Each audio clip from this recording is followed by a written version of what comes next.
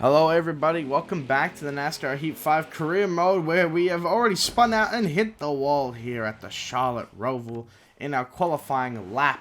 That will end it because we are too damaged to go on and put in a good lap. Christopher Bell is on pole, and that is a beautiful way to welcome everybody back to the career mode with a fat DNF in qualifying. So we have the Bank of America 400 today. That's the final race in the round of 12, and it's been quite a while since I uploaded, which I apologize. I've been working and I've just kind of not had the energy or will to make one of these videos, but here we are today, finally back again, and hopefully we can finish off this series very soon, as I want to move on to NASCAR 21 Ignition in October. So we're not going to have any Heat 5 career mode stuff after this.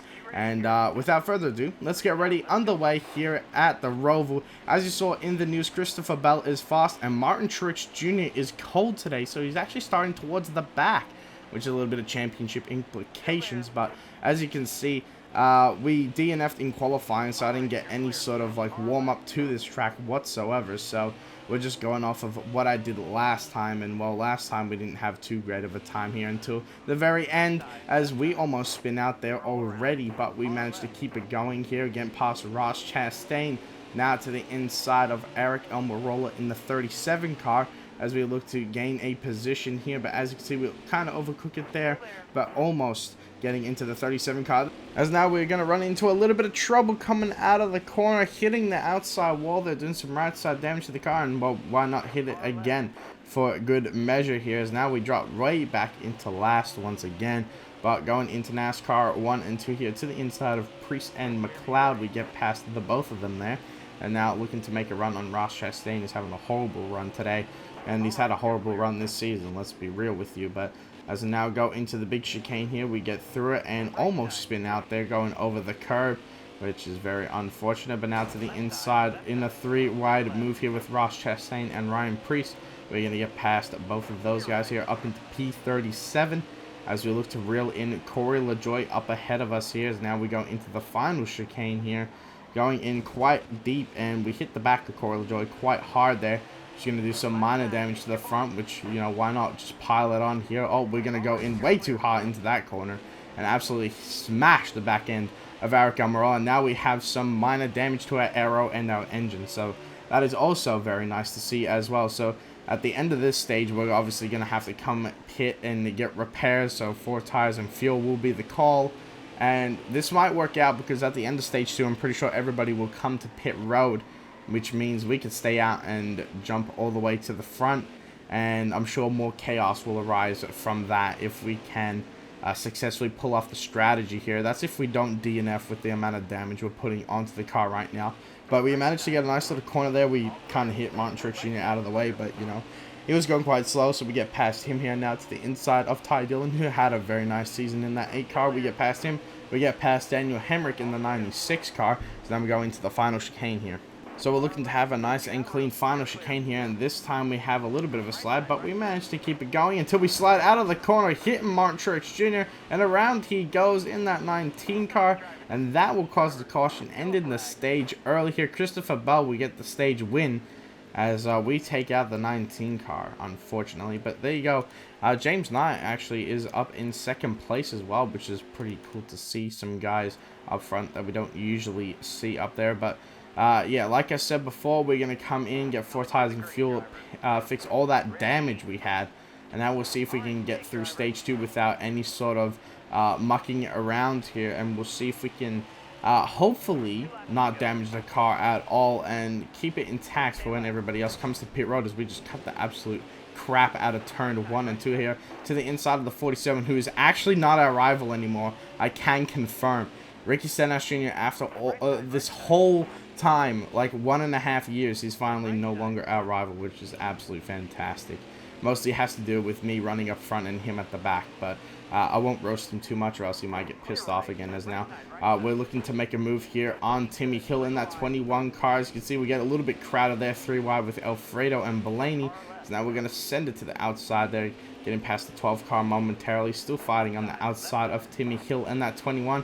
He gets stacked up by Alfredo, and we're going to get past him now As we're going to look to the outside of Anthony Alfredo here in NASCAR Turn 2. We get past him, and now we move up into the 23rd position, which is pretty damn nice. As now we're going to look to the inside, trying to make a move on Harrison Burton, but he's going to send it in deep, and he stays ahead of us here.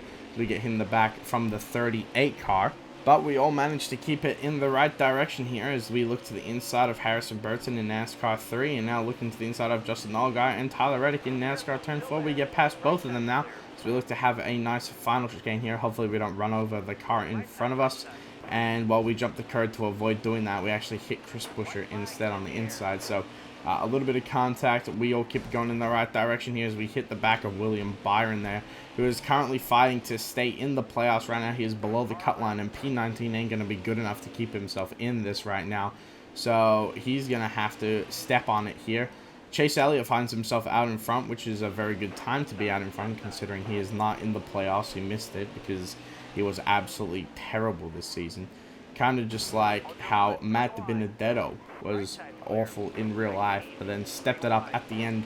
But it didn't matter when he stepped it up, so it's very unfortunate. That's kind of how those 2 seasons went here.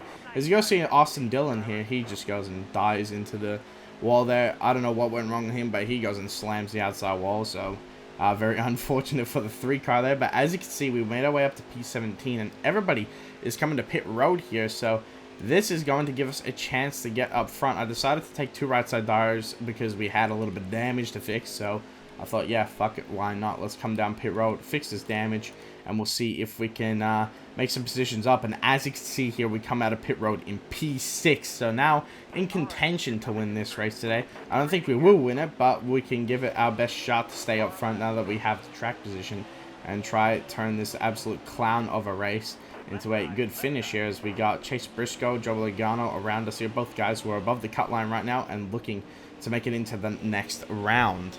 So now as we go, we try to get past the 34 car of Michael McDowell, which we do.